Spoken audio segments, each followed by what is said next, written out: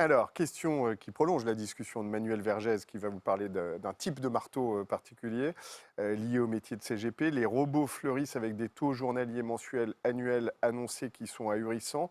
Avez-vous connaissance de ces robots trackers de performance sur les marchés et qu'en pensez-vous? Voilà, alors j'en ai entendu parler, je ne suis pas un spécialiste, hein, donc je ne vais pas dire n'importe quoi, mais j'ai effectivement entendu parler de ces choses-là. Alors, bah, par définition, statistiquement, ils sont plutôt pas mauvais, d'accord? Parce ils suivent bien les courbes, ils sont même légèrement au-dessus des courbes, mais de temps en temps, ils se plantent, parce que statistiquement, on se plante, d'accord? Donc, bah, c'est comme tout, il faut faire attention. Oui, ils existent, oui, ils ont des bonnes performances, Mais pas mais tout de le temps. temps en temps, ils se plantent. Ouais. Autre partie de la même question, quasiment, c'est une course à l'armement. Il le compare à une course à l'armement avec la plus grosse capacité de calcul, qui aura les informations avant les autres pour prendre les décisions d'arbitrage avant les autres. On va parler de cette notion de rapidité de temps. Du coup, la bourse est un jeu à somme nulle. Tout le monde ne peut pas gagner avec des robots, non? Évidemment, Ouais.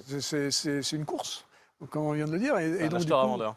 il y en a qui Il y a vont un prix. gagner, il y en a qui vont perdre. Mais bon, c'est comme la course à l'armement. Effectivement, c'est un truc très intéressant. Et celui qui va avoir le millième de seconde supérieur, bah, c'est celui qui va gagner. C'est ce qui se passe dans les transactions financières. Vous voyez bien, hein. C'est pour ça qu'on met des gros câbles entre New York et ici, parce que le Mm. millième de seconde compte. Mais Mais jusqu'où ça peut aller? Ça peut aller jusqu'à l'absence de latence, jusqu'à l'instantanéité d'une certaine façon Millième de seconde, on n'est pas loin de l'instantanéité quand même, Ouais. hein. Mais bon, on peut encore aller au micron de seconde, on peut aller au nano de seconde. Je veux dire, bon, Hmm.